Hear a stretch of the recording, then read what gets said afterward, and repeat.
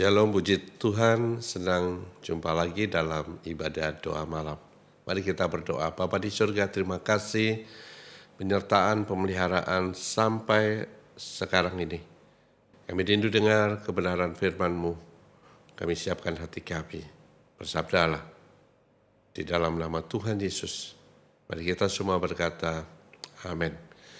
Bapak Ibu dan semua saudara, hari ini saya ingin mengajak Bapak Ibu membaca beberapa bagian dari Filipi pasal 3. Filipi pasal 3 oleh Lembaga Alkitab Indonesia diberi tema yaitu nasihat yang sejati, kebenaran yang sejati. Nasihat berasal dari kebenaran-kebenaran yang sejati. Ada beberapa nasihat yang disampaikan dalam Filipi pasal yang ketiga. Namun saya ingin mengajak Bapak Ibu untuk membaca beberapa bagian saja, yaitu Filipi pasal 3 ayat yang ke-13 dan ayat yang ke-14. Filipi pasal yang ketiga, ayat yang ke-13 dan ayat yang ke-14, demikianlah firman Tuhan. Saudara-saudara, aku sendiri tidak menganggap bahwa aku telah menangkapnya, tetapi ini yang kulakukan.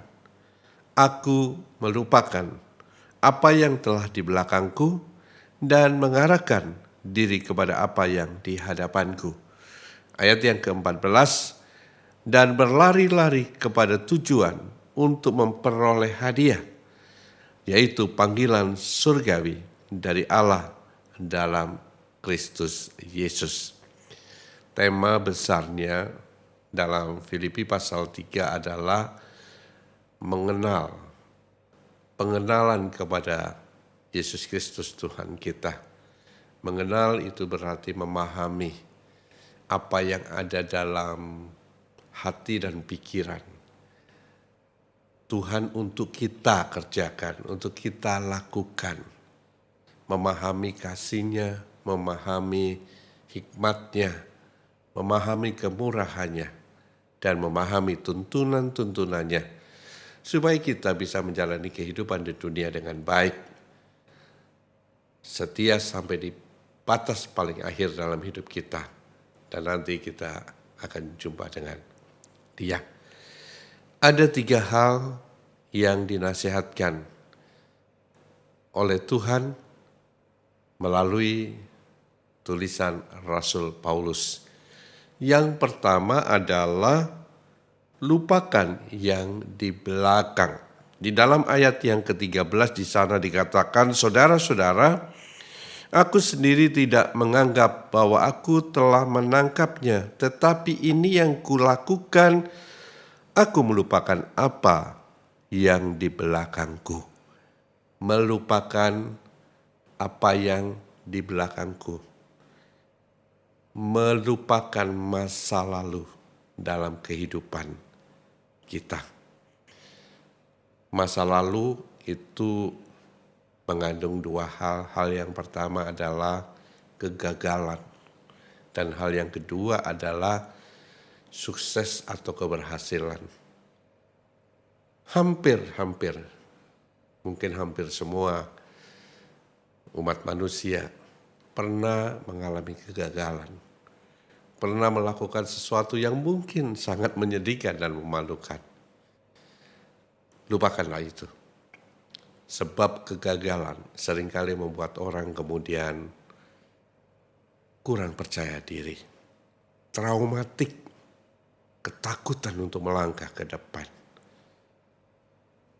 rendah diri dalam menghadapi keadaan di sekitarnya.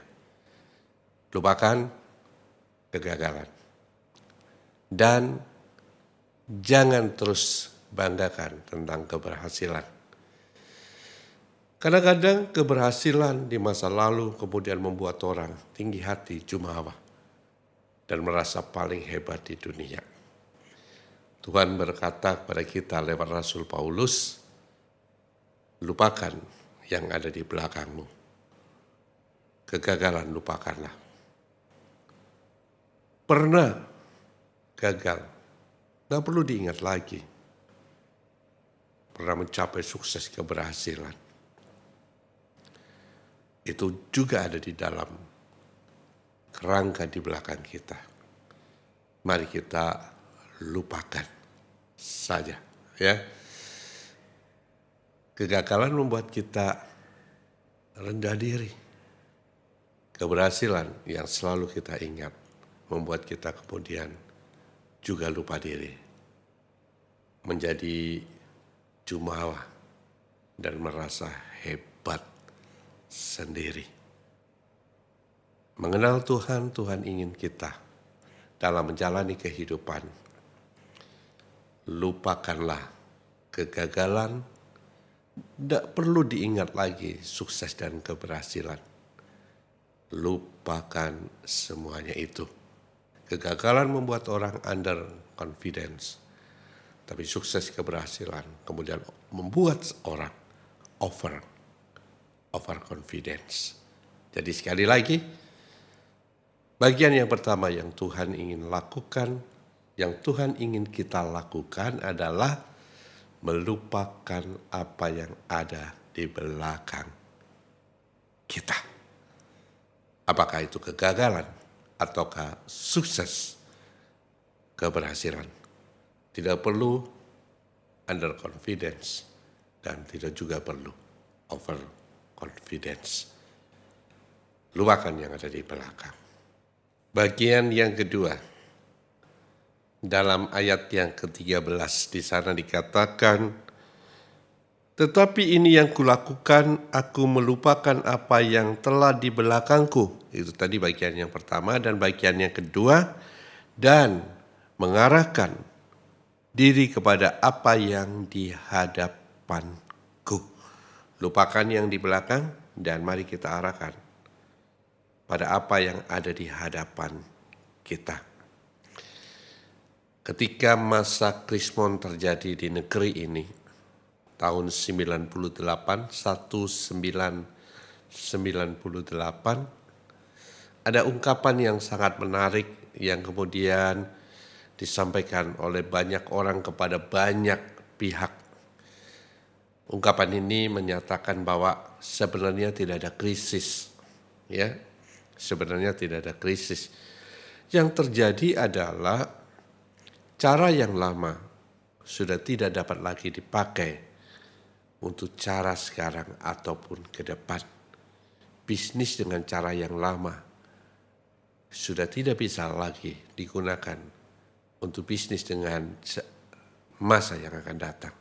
Cara yang lama tidak bisa lagi digunakan untuk masa yang akan datang.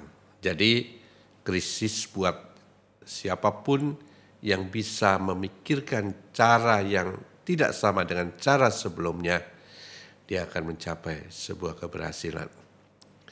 Bapak, Ibu, dan semua saudara, kita sedang mengalami sebuah krisis yang disebabkan karena COVID-19 dan dampaknya begitu luar biasa. Kehidupan sosial, pendidikan, dan juga menyangkut faktor ekonomi.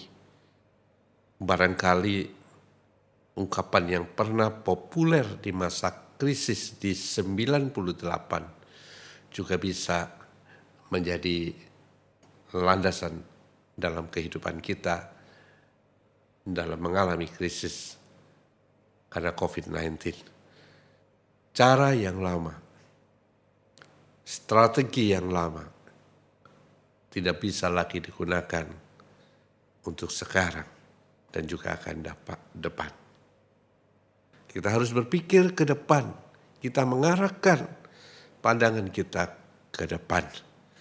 Untuk ke depan ada dua hal yang harus diperhatikan. Yang pertama adalah available, bahwa apa yang kita akan lakukan itu tersedia, ada di sekitar kehidupan kita.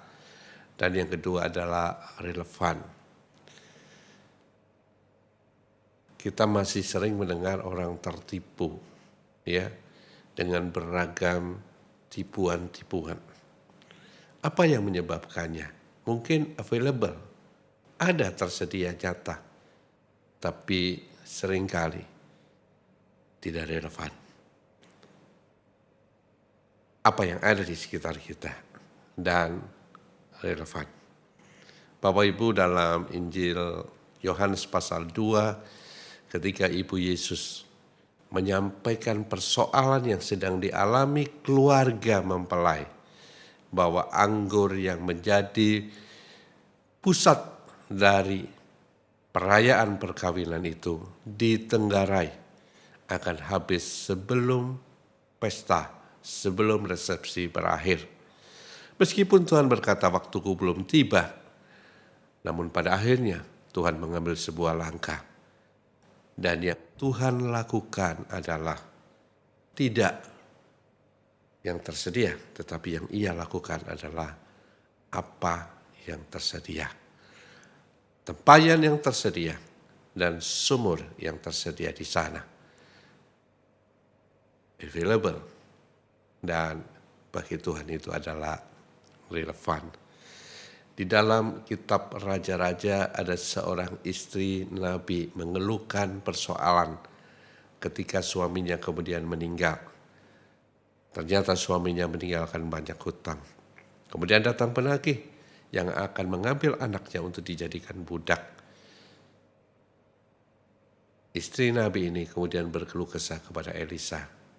Dan apa yang Elisa tanyakan? Apa yang ada padaku? Apa yang ada padamu?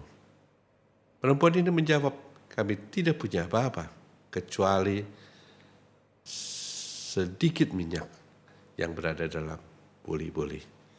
Dan lewat apa yang tersedia, kemudian perempuan yang ditinggal suaminya, yang anaknya terancam untuk dipaksa ambil dan dijadikan budak, akhirnya mendapatkan solusi, jalan keluar, dan terselesaikan.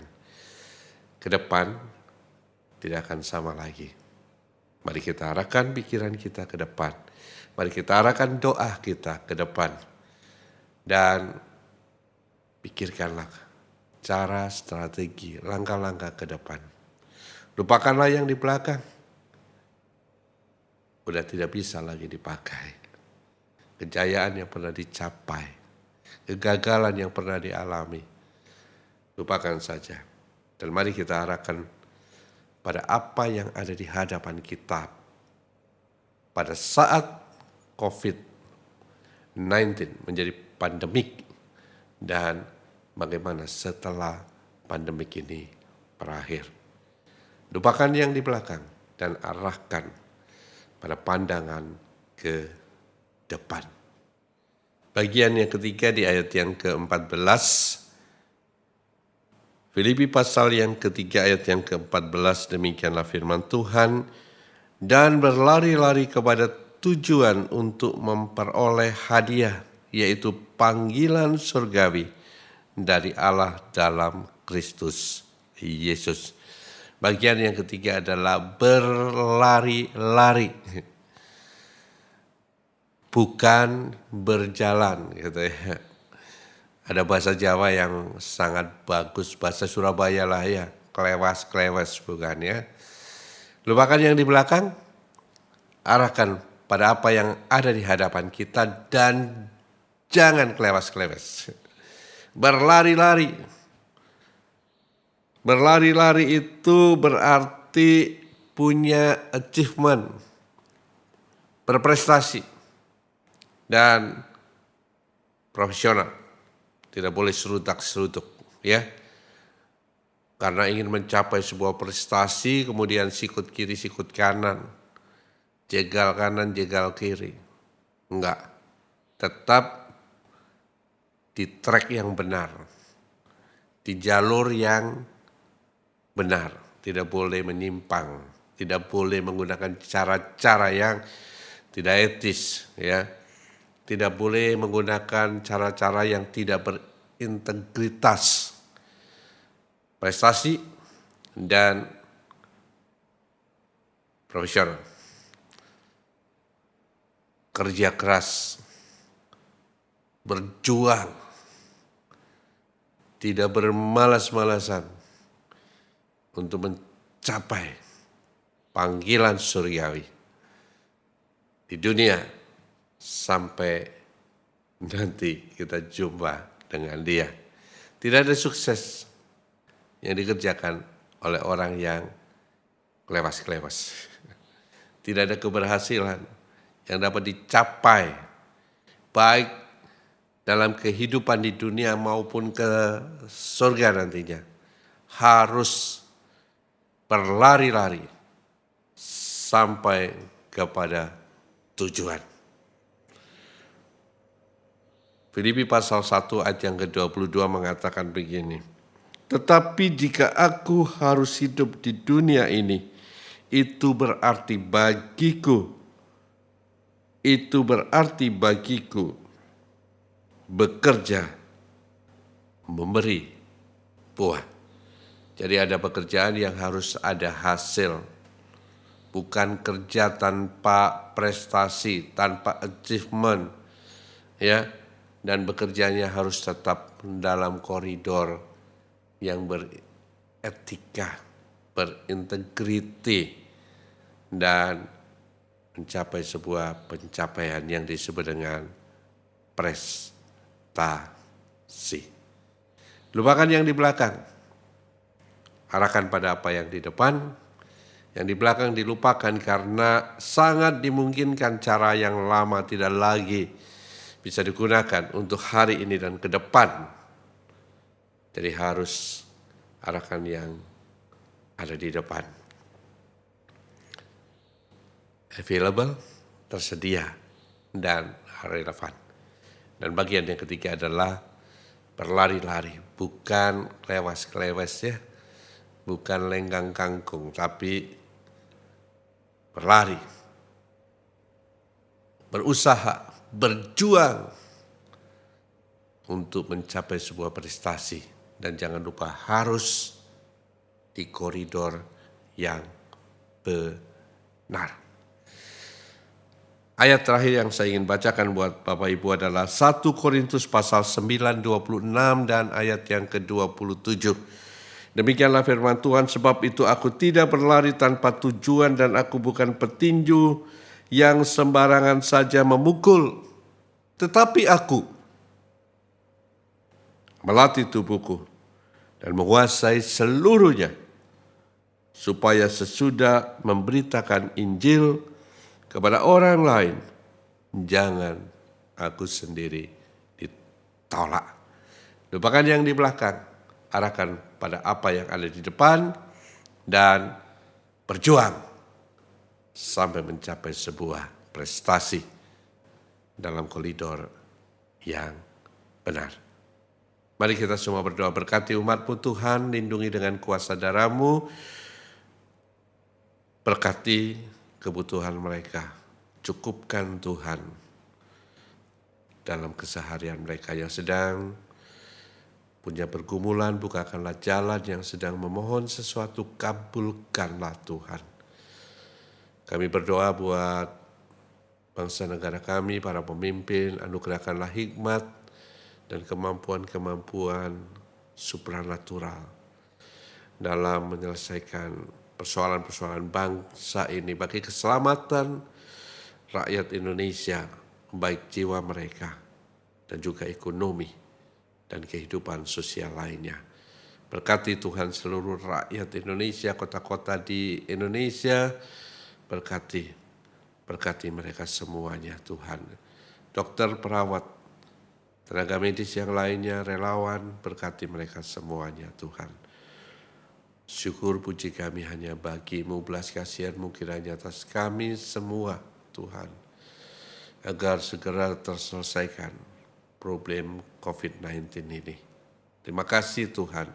Bapak Ibu dan semua saudara, mari angkat kedua tangan. Tengadahkanlah ke atas, angkatlah wajah-Mu, dan lihatlah Tuhan. Ia Tuhan yang peduli dan selalu memperhatikan hidup kita semuanya.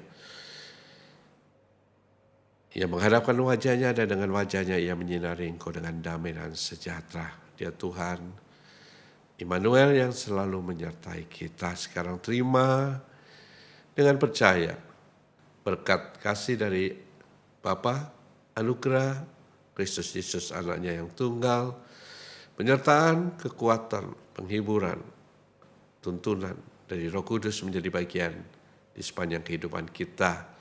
Sekarang ini sampai Maranatha, sampai kekal selamanya di dalam nama Tuhan Yesus. Semua yang percaya terima berkat ini sama-sama berkata, amin. Tuhan memberkati Bapak Ibu semuanya.